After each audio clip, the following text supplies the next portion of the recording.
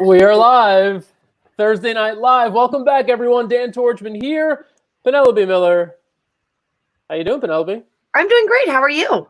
Good. You want to move it down? Oh, sure. It's Annise Montplaisir. Hello. Am I messing up your last name? I feel like I always mess it up.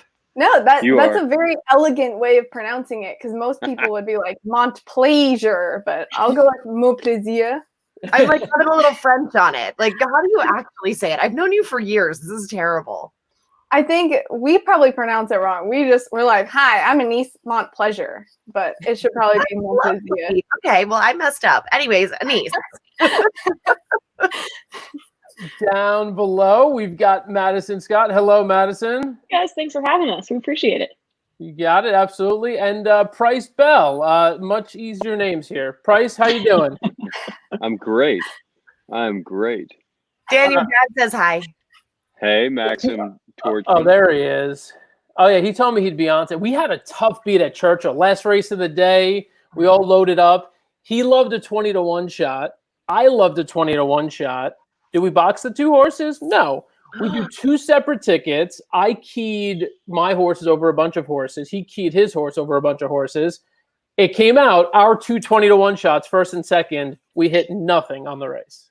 But wait, but whose 20-1 shot actually won the race? His, of course, his. No way. No way, Max. Right. All right, so let's focus. Let's focus. Back to the subject at hand. Tonight's show is primarily about Amplify Racing. We're going to learn about what Amplify Racing is, but we're fortunate enough tonight to have Annise and Madison, who launched Amplify Racing, and they just recently launched their website. Price will tell us how he's involved with Amplify, and he'll also tell us about a bunch of other things that he does. He's involved in a lot of cool projects around the racing world. So we'll get into one that I look forward to all the time, which I hope you talk about, which was the live stream.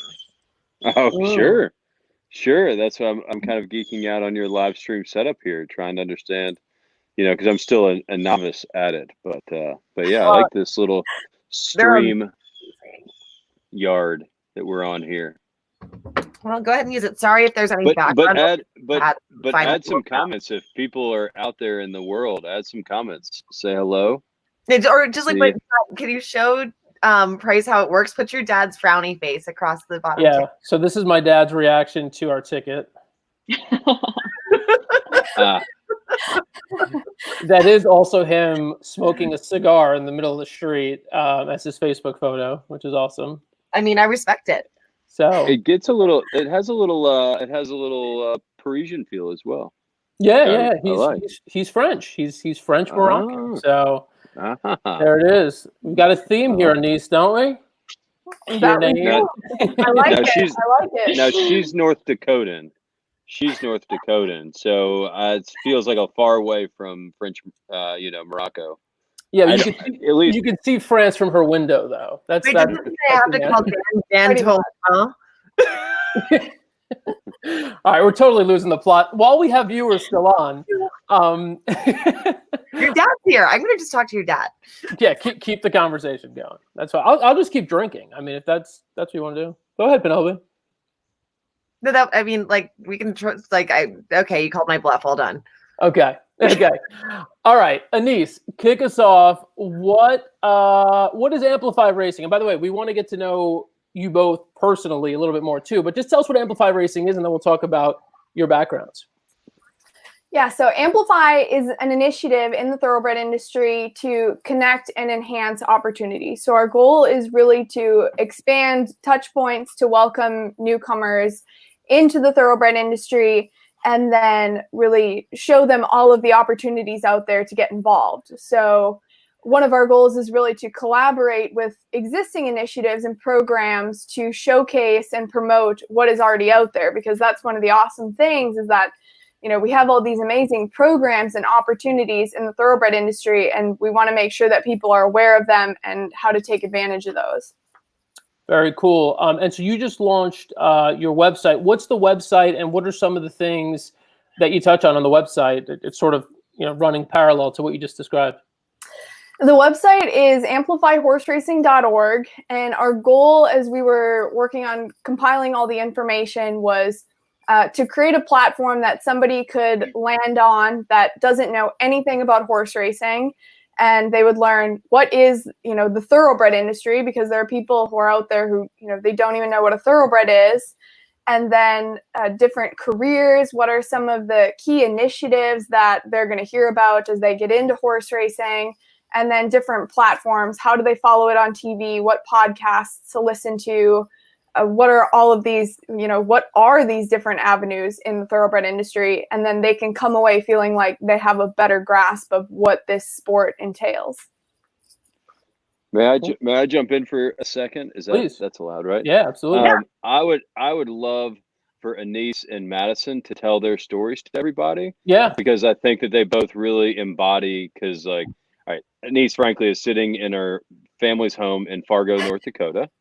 And Madison is sitting in downtown Lexington, but grew up in Austin, Texas. And so last year, 2.5 weeks ago, 3 weeks ago Saturday, Madison was in the Derby's Kentucky Derby Winter Circle as part of the winning team. And I just think that that what Amplify is, for what it's worth, is the embodiment of these two incredibly talented women in our industry, and making it easier for people to follow their path, if that makes sense. They were giant icebreakers to cut through the Arctic, and now there's smooth sailing. And so anyway, I love hearing their story. And so, because it involves horses, it involves both are inspired by a single horse, and then and look at what they've done to get here. They both traveled the world following the love of a horse. So anyway, that's I'll throw that out there. Love it. Well, Madison, let's do you want to tell us about the winner's circle and about work back from there? Yeah, absolutely. So yeah, Country House was quite a time, as everyone saw. I currently work for Solis Lit Bloodstock, and Ellen-J Foxwoods, who we manage, bought into the horse much earlier in the year, and we were fortunate to follow along the whole crazy ride of all of it. And I guess one of the things that just struck me, after the race, obviously all the craziness before and after, but after the result was put up as official, it's not like you dwelt on the circumstances. Everyone was just in such shock and disbelief at what had even happened, and at the race that Country House had even run to be second. We were all beside ourselves. But when we went out onto the racetrack, the Derby winner's circles, and the center of the race course in the infield, and the only horses that have ever been in that area, that winner's circle, are Kentucky Derby winners, and likewise for the connections. And I think that might have been the most surreal of any of it, was actually walking over onto the grass. I remember Alex Solis, my boss, he came running over. He's like, "Madison, we're on the grass." Such a weird thing, but was so impactful and poignant to anyone who's been in racing and been around racing and understands, the true significance of that specific piece of ground. I was beside myself for a few other reasons as well, but one of them was the first horse race the first time I even watched the Derby was 14 years prior. And I think that just kind of shows the crazy ride that you can go on in this industry and where these horses can take you. I went from, no knowledge, no background, no connections at all to standing in the winner's circle as an actual, very, very, very small part of what had just transpired. Well, how did you do that? Right. So, and who was the Derby winner 14 years ago? Was it the Smarty Party? You were Smarty Jones, right? I was Smarty Jones. I associate people in the industry with the horse that they fell in love with, and so that was your entry point. So you're a Smarty. Annise, I can't. It wasn't Seabiscuit. It was Secretary at the movie, Ruffian. maybe. Ruffian. Ruffian. The movie Ruffian. Okay, I was halfway there. Anyway, sorry. So Madison, Smarty Jones, where are you? Where did you watch the Derby? Why Smarty Jones? It was Stuart Elliott, wasn't it? It was really Stuart Elliott. Spoilers, right? The story of the horse. I was 10 at the time. I had an interest in horses, vague interest, but never ridden or anything like that. Never watched a horse race at all in my life. And Smarty Jones, I actually didn't even see his Derby. The only race I ever watched was his Belmont live. Wow. And, you know, it was a historic moment, right? Like, big deal, horse running for the Triple Crown. Like, my family gathered around and sat down in front of the TV. It was like, this is a historic moment. We're all going to watch this together. Of course, that didn't transpire, unfortunately, with Smarty crossing the line first. But I just completely fell in love with the horse. From that moment, he never ran again, but I became the biggest Smarty fangirl of all time. His #1 fan. Started writing fan mail to Three Chimneys when I was 10. So wait, so Madison, hold on. Can I totally normal. Yeah, it's you fine. actually never saw Smarty Jones win a race? No, the Belmont was the only race I saw. Yeah. And that was the only. That's a great way to be in horse racing, right? Yeah. Like, you love losing. And I started at the peak of disappointment, and now I understand the sport. So it's fine. I have to interject here. So I was totally creeping on Madison's Facebook photos today, like going into the ancient archives to find photos for the Amplify Instagram. I found this fantastic photo of Madison meeting Smarty Jones. And her face is like like this total pure. You guys have to check out our Instagram, but it was just pure joy and amazement and disbelief, and it's absolutely precious. I love it. All right, so Smarty is in the, like, Birdstone comes across and everyone's crushed, yet Madison is lifting the Smarty party out of the ashes, pulling the confetti back together. Penning letters to Three Chimneys. Yeah, right. started writing that fan mail, drawing pictures, mailing it all to a horse, because why wouldn't you do that? Oh, it's legit. Don't feel weird about that. You're not alone. And was Guinness writing you back from Three Chimneys? Like, was Guinness at Three Chimneys? Guinness was at Three Chimneys, but he was a little bit later in the story that we actually crossed paths. Not on the grass, because Guinness's family owns Country House. Guinness was in the winter circuit with Country House. So, like, Price, by the way, is auditioning for Inside the Actors Studio. So this is like his resume tape right here. He's getting like literally like one more. Like, now let's move to the next thing. We got that. Let's move to this now. Dan, what are you doing here? I'm just gonna sit back. I mean, I was here. Price is a master storyteller. You're well aware. I'm so inspired by Madison and Annise, and I just, like, these are part of my inspiring moments, and I think that they're both too humble to really share. And so if I can help, and I also like to complete the dots, because I will fabricate and embellish their story a lot, and so it's important to have an actual, like, the actual story. So, but yeah, totally. Auditioning would be also very fun. So Madison, tell us though, like what were the moments where you actually took those steps to becoming someone who's working in racing? And then we're going to kick it to Annise, because I want to hear Annises' process as well. Yeah, and then I want to tackle some fan questions. Oops. Yes. Yeah.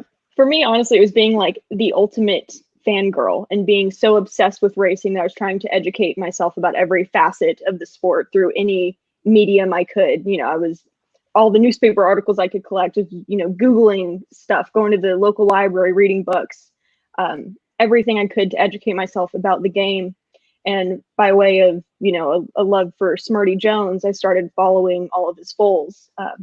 You know, at the time, like, online forums were a big thing. I could, you know, find out what mares have been bred to him and all that kind of thing, and learn, like, oh, there's this website, Equine Line, where you can search for these things and see what foals have been born and bred each year and who bred them and owns them. And it just kind of grew organically from there. I stayed in touch with Three Chimneys, and they wrote me back as a 10-year-old and were just absolutely instrumental in nurturing my love of the sport. You know, I'm always so grateful to them. He could have gone to any other farm, but Three Chimneys really took the time to invest in me and take an interest in me, and was a huge part of that learning process as well. You know, by the time I was 14, 15, Smarty Jones's foals were running, and I educated myself about the game that way. You know, getting to see the life cycle of the sport, staying in touch with Three Chimneys, and just really learning whatever I could just from afar. You know, didn't have a horse, you know, wasn't near any racetracks, nothing like that. And I decided to go to University of Kentucky for college, majored in the equine management program, interned at Three Chimneys, where I met Guinness McFadden, the owner of Country House, back when I was 18 and just moved up here for school. And while I was in college, I did like anything I could. I, interned at Phasic, worked at a farm, worked as a vet tech, studied abroad, worked abroad, did anything I could to learn as much as possible and meet as many people as possible in racing. And, thankfully, everyone I've encountered along the way has been nothing but welcoming and receptive and happy to teach a young person interested in the game. So that was kind of the story. Graduated college and was very fortunate to get on the Godolphin Flying Start program.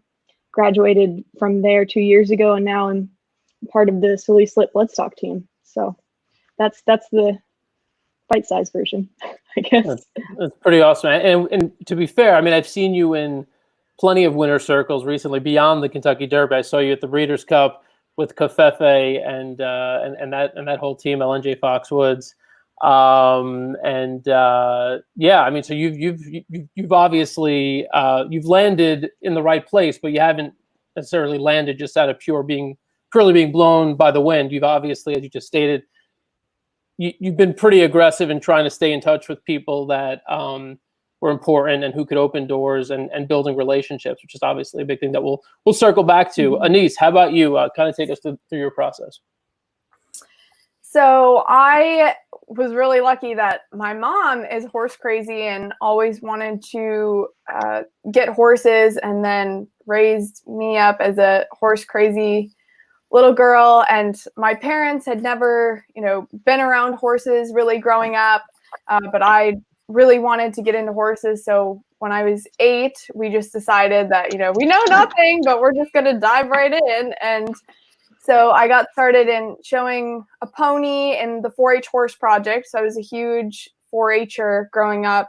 I was a super huge nerd too, involved in 4-H horse project bowl and hippology, which is literally basically like equine Jeopardy. And so that was how I fell into horses. But then horse racing didn't come into the picture for me until a friend who didn't know anything about racing recommended that I watch the movie Ruffian because she knew that I loved horses. And prior to that, I hadn't taken any interest in horse racing. I mean, I knew that it was out there, but her story just completely captivated me, and the emotion behind it and the passion for the animal, and also the passion of the horses for their job. And so that's when I, very practically thought, well, I'm going to be a jockey now. Which I completely in there. But again, this is another driver behind Amplify. A lot of people looking in would think, okay, if I want a career in the horse racing industry, I can be a trainer or a jockey or a veterinarian. And there's this whole amazing wide variety of jobs out there. So then the next step from there, we actually have this tiny little racetrack in Fargo, which I always tell everybody about. It's called the North Dakota Horse Park. And it's the most magical place in the world for me. And they only have about 4 to 6 days of racing per year. But as I was growing up, those were the days that I lived for, because that was how I had access to racing. So I started out as a volunteer racehorse ambassador. So the general manager at the time wanted to promote people buying off the track thoroughbreds. So she had me stand at the front gates with an off the track thoroughbred named Barracuda Boy. And then as people would come in, they would, come over and pet Barracuda Boy. And then I was this nerdy little 13, 14-year-old, let me tell you about Barracuda Boy. And then from there, I became a pony rider. And that was literally just, I rocked up with my quarter horse mare who really had no ponying experience. And I got myself a license. And that was the first job I was ever fired from, because she actually kicked another horse. But so then when I was no longer a pony rider, the director of media relations took me under his wing. And then that was my first introduction to the journalism side of the industry. So he was literally, his name is Ryan Roshow, and I have to give him a huge shout out because he was an amazing mentor to me, taught me how to interview somebody and what questions I ask, and really, how to read a racing form, and, was super instrumental in that regard, and just worked my way through all these different jobs. I learned how to gallop. I was the official clocker and became the director of communications. And this was all at this one tiny track that really served as my launching point. And from there, I did a journalism internship at Canterbury Park, which is in Shakopee, Minnesota. And the American Quarter Horse Youth Association actually has a really amazing scholarship program to get youth into quarter horse racing. So I sort of dabbled in that for a while because they have a scholarship competition that's held in conjunction with their sort of Breeders' Cup of quarter horse racing, the Bank of America Challenge Championships. And then that led to me doing an internship with the American Quarter Horse Association in Amarillo, Texas. But I still always knew that I wanted to get into thoroughbred racing. And that was the internship that provided me with the really tangible communications and journalism skills to then apply for the Saratoga Special. So I sent them an email out of the blue, and they took me on for 2 summers. And anytime you go, when you go to Saratoga for the first time, it's just, you've entered horse lovers heaven. It's the most amazing place. And then it was actually with the Saratoga Special that I met Price and ended up down the road doing an internship at Millridge, learning about sales prep. And, along the way, I interned at Fasig-Tipton in Keeneland, and then got into Flying Start, where I currently am at the moment, and I'll graduate from that program on July 1st. Boy. That's awesome. You've been slightly busy over the past few years. Just a touch. A little bit. So you kind of told us about your own personal journeys, and as Penelope mentioned, we've got a number of good questions here. So I'll just pop up a few questions that are, I think pretty relevant and Naja. Hi, Naja, we miss you. Miss you, Naja. Penelope, you're so serious in that picture, man. Oh, it really is. I know. I'm into it. That is a really great question. If somebody can't see it, it says, hi, all, great forum. What is everyone's best advice they have ever received working in the industry? Mine would probably come from my parents, which was, work your hardest and never lose your sense of humor. Because it's a long day, no matter what end of the sport you're in. A lot of days you're getting up before the sun even thinks about getting out of bed, and you're going to sleep well after the time the bars have closed, and it's work. But, there's great joy in that. And it's genuinely a funny sport. There's so much humor that happens. And if you can just remember to find that, it makes every single day a privilege. I mean, it's a wonderful sport to work in. So that was really good advice for me. Go to Annise. Annise, how about you? I would say, I guess, giving my own, not to say that I'm, should be giving advice, but if I had to give others advice, I would say never underestimate the value of sending an email to somebody. If you're looking to get into the industry, don't be afraid to reach out, because people in this industry are so willing to help you and take you under their wing that, just an email can lead to so many different opportunities and places. So send those emails and reach out to people and show that you're enthusiastic and excited to learn. Madison? Yeah, I mean, honestly, almost exactly what Annise said. Stay in touch with people. Write a handwritten thank you note if they do something for you. Just stay in touch, stay around, go to whatever you can, be seen, meet people, be social, and you never know what can come from those connections, even if you don't think anyone's paying attention to you or noticing you, or, if you're working or not, people are, and they definitely pay attention. Yeah, speaking of connections, Price is probably one of the most well-connected people in horse racing. He's currently on 326 boards in racing, a record, an all-time record. Boards, man. Price, what advice would you give people? Yeah, I mean, I would echo what everyone has said. I also think that, I mean, the sport is really fun, and sometimes we can take it really seriously, right? But I think it's really a fun, it's a fun enterprise because no one knows who's going to get to the finish line first, right? And we all have theories, and they start at zero, and one theory or the other gets to the finish line first. And sure, that is a definitive moment, but everything leading up to that is not. Is whatever you can make it. And I think it's a really enjoyable thing. And sometimes we can take it too seriously and lose sight of the fact that we have a great opportunity to work with horses in any respect and way. And that's really, really wonderful. And so I don't know if that's advice or not, but that's, I guess, maybe more philosophy. But we'll take philosophy. And like, yeah, and like a lot of people watching, some of the comments we're getting, I'll just pop this one up real quick. Sorry, we're blocking you out on the bottom there of the screen. But I felt this way. Are in witness protection. Yeah, we can no longer see them. But I did not have any connection to the sport of horse racing before I got into it. I just basically started doing the crazy things you did. I started writing and contacting people and just being annoying. And then eventually one thing got to another.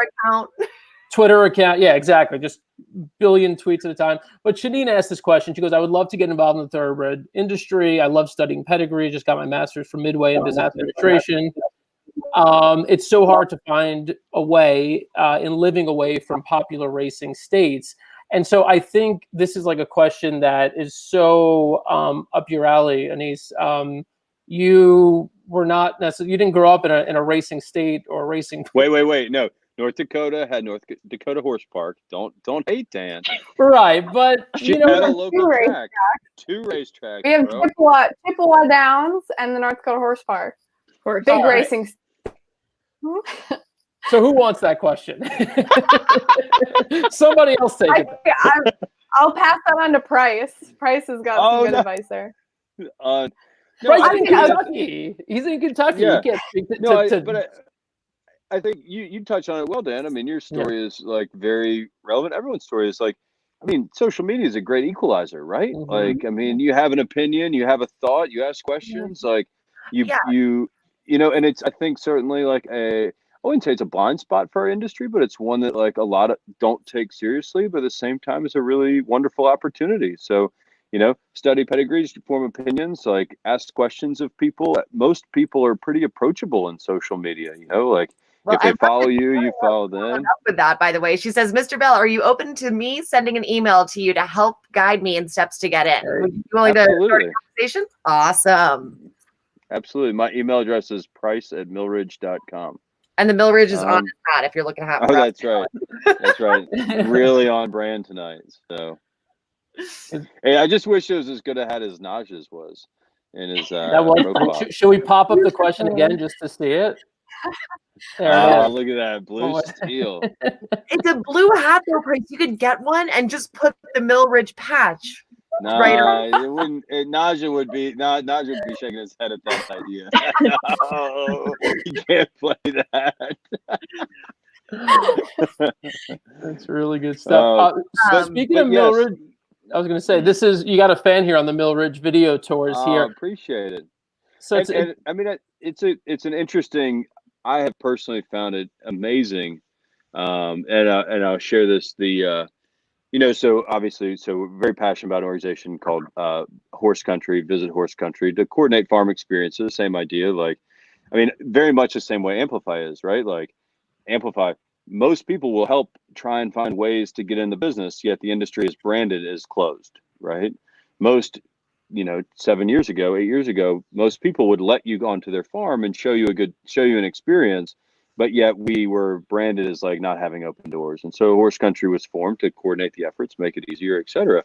And then how Horse Country sustains itself is through, ticket prices of tours. And the majority of that goes to Horse Country. And with the pandemic, there's no tours and thus there's no, revenue for Horse Country, but there's also, no opportunity for fans to come and connect. And so like, as it started, the suggestion was made, why don't we try virtual tours? And I had been off of Facebook for 12 or 13 years since I'd met my wife. I was like, I just probably should just stay, I've used this platform for all it's worth. Exactly. Yeah. Exactly. I'd used it for all it was worth at that time, and I just said that was good. And so anyway, so I got back on Facebook, and I was like, how do you do virtual? How do you go virtual? What is Facebook Live? And I've really enjoyed it, and I've enjoyed this wonderful engagement of fans and sharing the story of, so Millridge, for those that don't know, is we're a commercial breeding operation. We have about 5, 6, 7 mares of our own, and then we board mares, and we're a nursery. So we raise horses from conception through high school graduation, at which point horses leave us and they're taught how to be ridden. And then they go to the racetrack, and then those that return for the breeding, to breeding, come back to the farm, and the cycle continues. And so it was as simple as trying Facebook. Let's give it a shot. We have a new experience coordinator at Millridge named Hannah Boyle, who's wonderful, and she encouraged us to, I guess, hit the go live button. And we had already purchased a gimbal, which is an important apparatus if you're going to go live. I love a gimbal. Dan hates a gimbal. They're amazing. You hate them, Dan? Oh, man. Mine always goes nuts. It like turns and does weird things. Yeah, when they don't cooperate. Oh, is this like a stabilizer? Yeah, it's a stabilizer. And so you can like walk and not like feel terrible that it's going like, one of these. And my hands are very steady though. That's the thing. Yeah, right. You're the one. No. But the Facebook Live's been really enjoyable, and like we don't have a script. It's been really fun to interact with my dad, and we have this. I mean, we have an amazing privilege to raise horses on land that's been in our family for 6 generations, and so to be able to share it has been wonderful. And then, but the engagement of people who tune in is really it's the best. I mean, it's really it gives great purpose, and I feel very and it's been amazing to watch.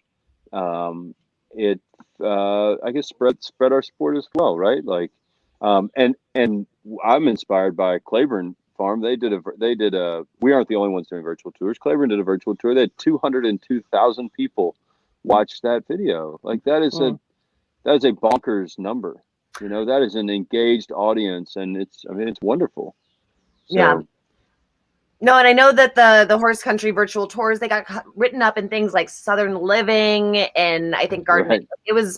People are really excited to see that, and so it's such a great thing that you're giving people, especially people who are stuck in cities, who are homebound, the opportunity to experience the great outdoors, even if it is just through a virtual environment. So, Bruce, I really think this is a good question. Can one expect to get rich in the industry, or is it a labor of love? I'm going to jump in. The old expression I have heard since I was a child is the fastest way. What is it? To get a small fortune in horse racing is to start with a large fortune.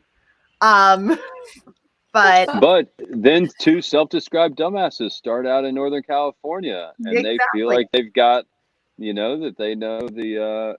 They believe in what they believe in what they did. They love to chase, chase, and thought that Lucky Pulpit was the greatest stallion of all time. And you know what? They were wrong in that exact moment. Exactly. And that's the thing, like, a man named Cott Campbell, who is the founder of Syndicates in horse racing, which is just an ownership group. So a bunch of people owning one horse. And if you already know this, sorry, it's just for those who don't. He wrote a book called Lightning in a Bottle. And I've always loved like just that title alone, because that is horse racing. You're trying to catch that lightning in a bottle, that one moment where you achieve your greatest dream, and whether that's the biggest bet you can ever hope to cash, the watching the horse you love win, whatever it might be. So all that to say, yeah, you can get rich in this game, but for me, it's, oh God, this is so cheesy, but the entire thing is just like, it enriches my life, and sorry. Penelope needs a racetrack fast. I do. I was like crying watching the races the other day, being like, I can smell it in my head. Mm-hmm. Well, but it's a good question for like Annise and Madison. I mean, I'm sure when you're speaking to people who are kind of interested in the sport, maybe that's a question they ask. What are some of the other questions they ask? Like questions you get most often about people interested in getting started, and how do you answer them?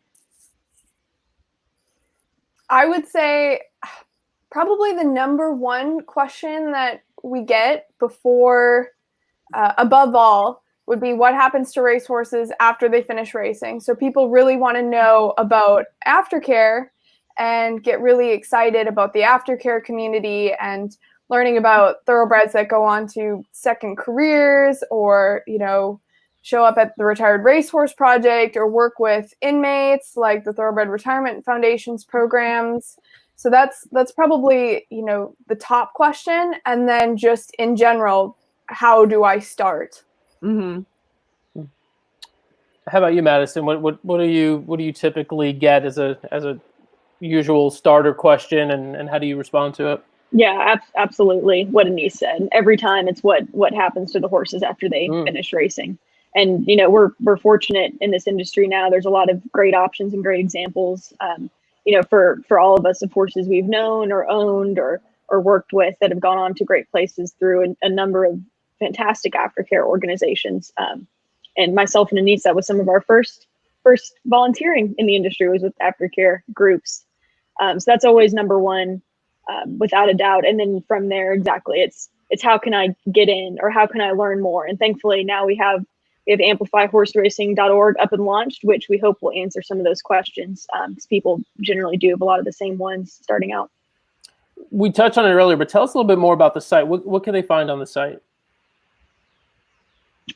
The site we really created as like a step one for the person that comes up and asks, what happens to the horses after they finish racing, or where can I learn more, rather than saying, oh, well, you can check blood horse from time to time, but TDN also has some great stuff. And if you're looking for race records, go to Equibase. So rather than, you know, trying to follow this convoluted path of a lot of different groups, we really created the website as like a centralized place for information on different careers within racing, you know, different racetracks that exist, different farms that offer tours, internships that are available.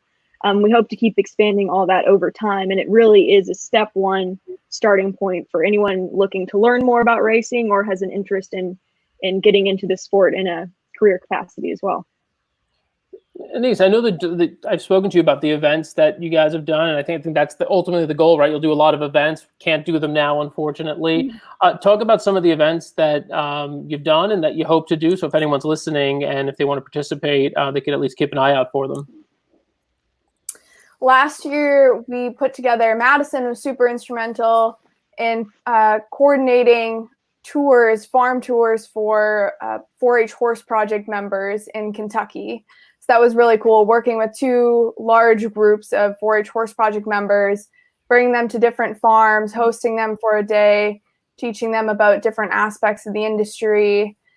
And then we also put together a proposal to do enhanced tours at Saratoga. So Saratoga, Naira already does these really cool backstretch tours. So you go to the backstretch on this trolley and they show you one of the pony horses and they talk through, you know, what goes on during morning training.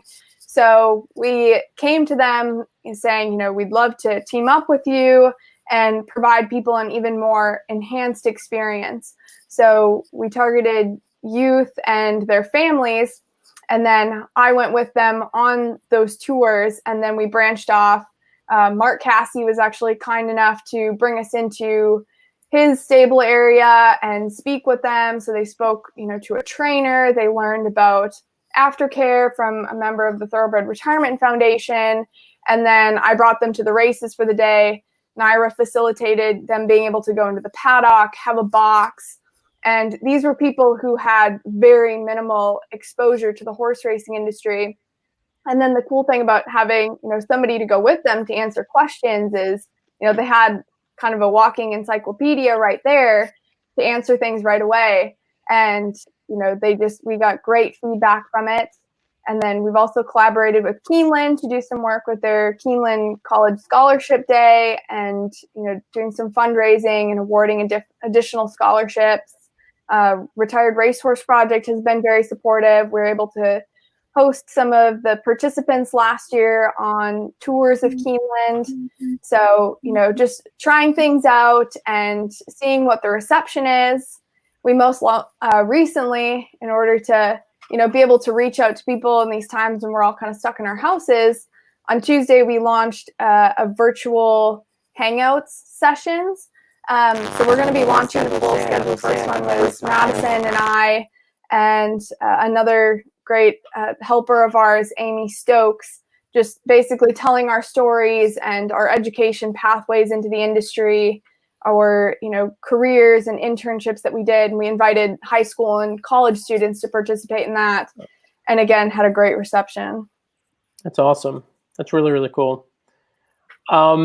Price, you've obviously been a great cheerleader for this group, but what's your formal, if there is any formal, direct involvement with Amplify, and what do you see Amplify being sort of in the years to come? No, I mean, the credit of Amplify goes to Madison and Annise, absolutely, and our good friend Jason Litt, as well as a very bright, thoughtful person who is always driving ideas and pushing people to do better, which is awesome. And I think that the opportunity for Amplify is, really the story of Annise and Madison. If you feel inspiration for the sport, because horses inspire all of us in different ways, and you don't know when that inspiration point happens, and then you try and search and you try and find a way to learn more. And hopefully Amplify is a good kind of inroad, because the intention is not necessarily to reinvent the wheel. They're great programs at Keeneland, they're great programs at NYRA, they're great programs at Breeders' Cup, they're great programs at the HPPAs and the AQHAs and the rest of the alphabet, ABRs and the rest of everything, and if you look at it on the surface, it feels confusing, and so Amplify's intention is to, help people shepherd into various pathways to take their interest, if that makes sense. And it's interesting, because I think it's a wonderful opportunity that is missing. And I would like to think also that, and I use this story, but often, but a good friend, her first job out of college was with Brown Forman in Louisville, and she was an engineer graduating, and she worked in the C-suite team. So she worked with the CEO, COO, on various projects, but one of her main projects was reverse mentoring. And so every Monday she met with the CEO for an hour, and the COO on Tuesday, et cetera. And she would explain to them Facebook, right? And so she would sit with them and talk about Facebook, and they would, understand what it was. And I think Amplify is a great opportunity to also give to establish mentor-mentee relationships, and give where it's very, very helpful for all sides. I think if you polled the readership of any industry publication and ask them how many have a TikTok account, very few, right? But yeah, we just launched one. Yeah, well, exactly. Fun. Yeah, it's really fun. But I think my dad is Dad loves Twitter. He's on TikTok, isn't he? That is he's not on TikTok yet, but he loves Twitter, and he loves. But he would say that he would say that I do it. I mean, Price got me onto Twitter, and he thinks that I'm really young, and I'm not that young anymore, and I mean, I know, and not that I'm old, but I also I know that I don't know TikTok, and so I think that's kind of an example, I think, of an opportunity as well, that getting back to kind of how do you get into the business, or how do you find a way in, you yourself have things well and can contribute, and I think that there's a great opportunity to learn from both sides, if that makes sense. Yeah, definitely. That was a ramble, but there you go. No, it's good. You covered a lot. Penelope, do you want to add something there? No, I just think that the demystification of the process of horse racing, either becoming a fan or becoming employed or both, is such an important thing to do. And from the one-on-one experience, which you guys will hopefully be resuming soon when things are a little safer around the country, to just, the digital outreach, it's such a great thing to see. And I think it's also so important as an industry that we try our hardest when possible to keep our hands reached out to one another and pull each other up. When you guys do something like this, I love hearing that all these racetracks and organizations are getting involved in helping, because the high tide raises all boats, and it's great to see you guys out in this space. And if there's ever anything I can do to help, just get me on the phone. You guys have my number. Thank you so much. And that's, we want people to reach out to us, with questions, or, if you're interested in collaborating, or you want to help somehow, or you want to sign up to mentor someone, please reach out. It's info@amplifyhorseracing.org is our email. And, like you said, we want to lift everybody up, and we want to make sure that, everybody can get involved and contribute their talents to this and bringing new people in. And I would also offer that, to Madison and Annise's credit, like, you're willing to take chances and try something, like there's no, none of it, like, at least I personally am not an expert on getting someone into the business, but I love to talk to people about it and, and spitball, as many ideas, or, just kind of ramble on. And if one of those works, then great. And I think that, like, Amplify has done a very nice job of, like, trying different things, getting feedback. If it doesn't work, try and pivot. And, and that's a willingness to try is so important. And I think it's to Madison and Annise's credit is have led it that direction. Yeah, actually, as to that, that's almost I had a thought along those lines, which is just, being willing to try. And I think about, what we did with EquestriaCon a couple of years ago and launching that. And that was just really 3 people who were very small, players in racing, who are mostly just fans of racing and who are bettors and just love the sport. But it's daunting. And so I think what people may not realize is that when you, as sort of an unknown commodity, and, with all due respect to Annise and Madison, I mean, nobody knew you before this, right? So, like, you're going out to people being like, hey, like, listen to me. I've got this really cool idea. Stop everything you're doing because the future of racing depends on it. And I know some of the reactions that you can get. So there's a certain amount of bravery, and I give you just so much respect and just a ton of credit for going out and launching this thing. And now what I would tell you from here is, just kind of stay with it, because it is such a, it's a constant grind. And if you want it, it's obviously not just that initial, push of, launching it. Now, we're bringing people to it. Let's keep building upon it. And I hope that people, beyond people who are kind of trying to get a start in racing that are hopefully watching this, I hope people who are in the racing industry see price and see how important it is that you get behind this. Because it's, no one person or a couple of people can do this on their own. And so, I really do hope that the industry rallies around this, because that's what it takes. Again, I mean, in terms of what your end game is here and your end goal, it's that you're cultivating the next generation of people working on farms, of owners, of breeders, of media people, of writers. Yeah, talking heads like us, people who want to learn about racing. It's an amazing what a large ecosystem horse racing is within the frame of the amount of effort and people it takes to get those horses turning left on a Saturday. I'm serious. As you said, from the people working on farms to people who are analysts to people who are public handicappers, people who, write for a living, people who take pictures, people who, there are the tellers, the people in communications, people doing the simulcast feed. There's so much that goes into a race day. And if you find your niche, you'll never be bored, and you can find that opportunity to get your foot in the door. So I love that you're helping make that possible. Agreed. Agreed. For the support of Price and Jason, you guys, we appreciate it. A lot of caffeine. Well, let's do this. Let's go around the room and kind of let everybody, as we wrap up here, just let the people watching know. I know we've kind of throughout the show said, hey, reach out to me, or you contact me this way or that way, but just let people know how they can find you on social media and kind of where else you hang out. We could start with Price and then go Price, Madison, Annise. Oh, so like go that way. Yeah, it doesn't make any sense. It's sort of like it's like opposite hand. So like Annise is here, Dan's here, but in my right. right.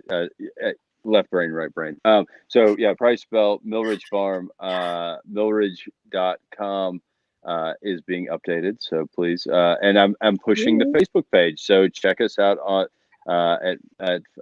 Facebook, Millridge Farm, which is actually facebook.com/Heedley Bell, because this is how like novice I was at Facebook. I thought that I created a Facebook at Millridge, and it was a human, not a business, and Facebook did not like that. And so there's like in Facebook's world, there is like someone with the first name Mill and last name Ridge.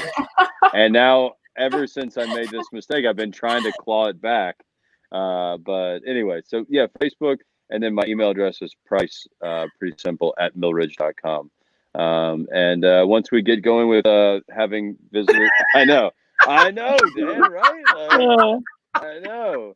I thought I could outwit Zuckerberg. Like, I was like, I don't want to pay for that business. I gotta claim my space.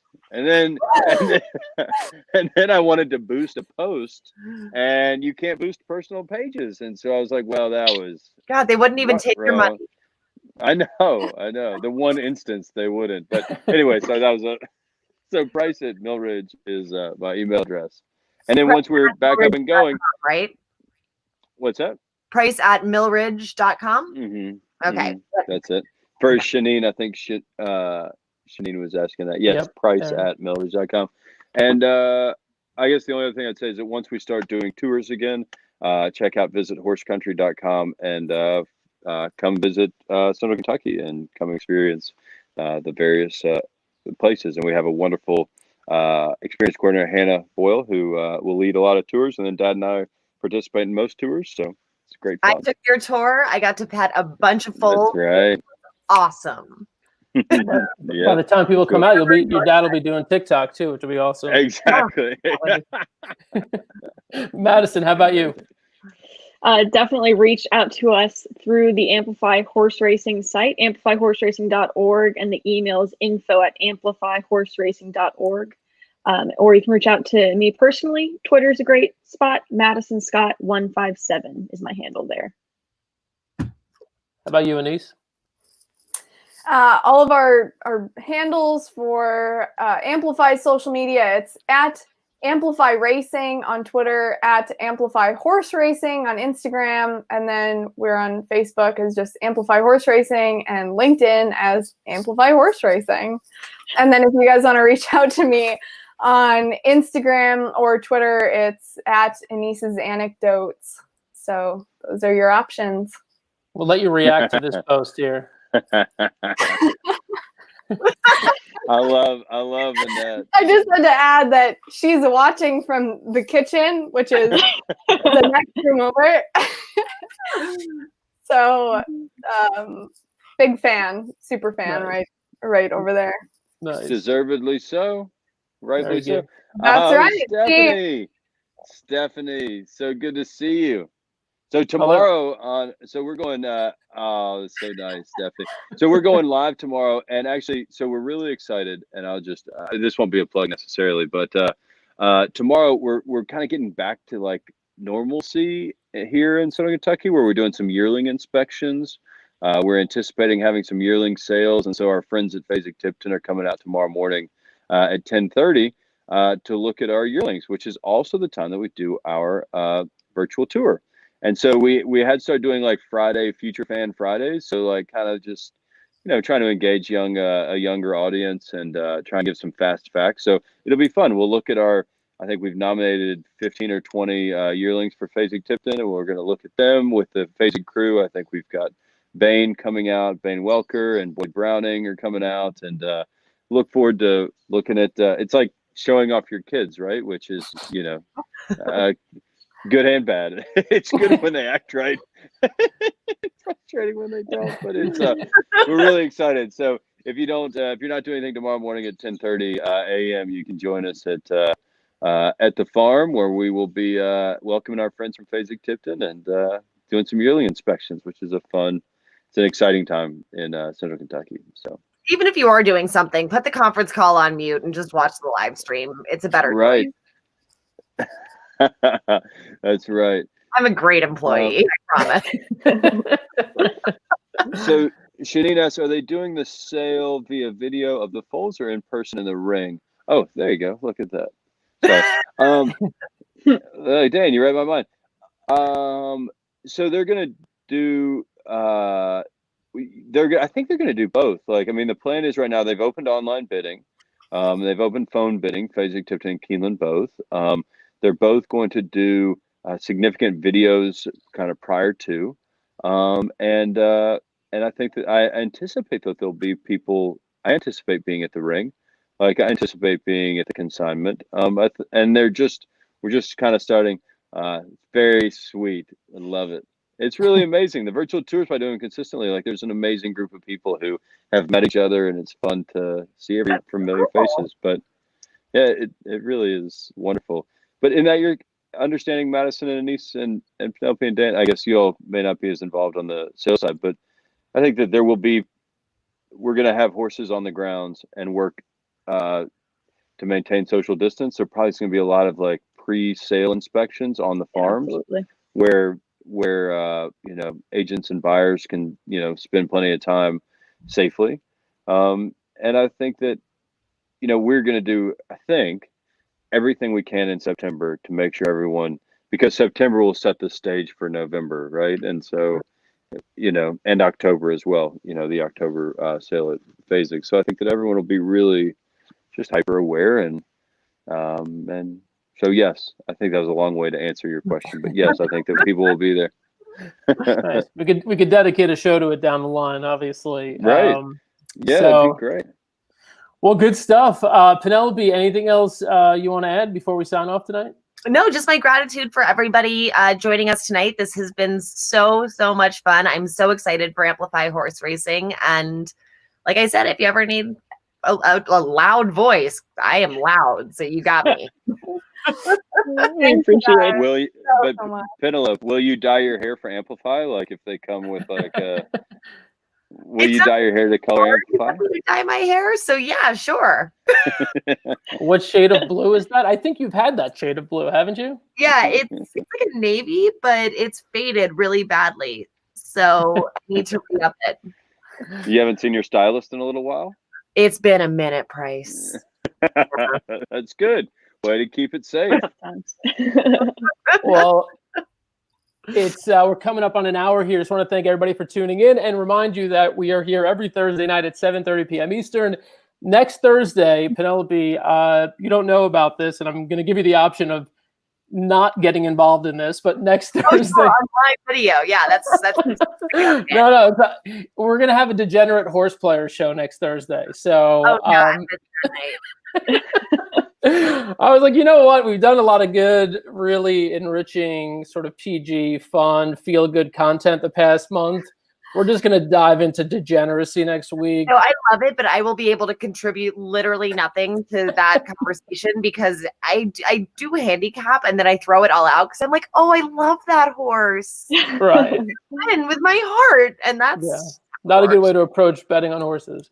But anyway, so we're back next week, 7:30. Tentatively, we have Mike Bachok, NHC champion, will be on the show with us. We'll also have Mike Somich from the Racing Dudes, and we'll have Emily Gullickson from Optics EQ. So good show coming together next Thursday. Tune in. For now, good night. Yeah, thank you all, and thank America's Best Racing. Yeah, thank ABR. This is awesome. It's very fun to see you all. And this time of year we would have seen you all 3 or 4 times, and so it's really nice to kind of have this opportunity to engage. So well done, and thank you very much. Thanks. Thanks, guys. Have a good night, everyone. Bye.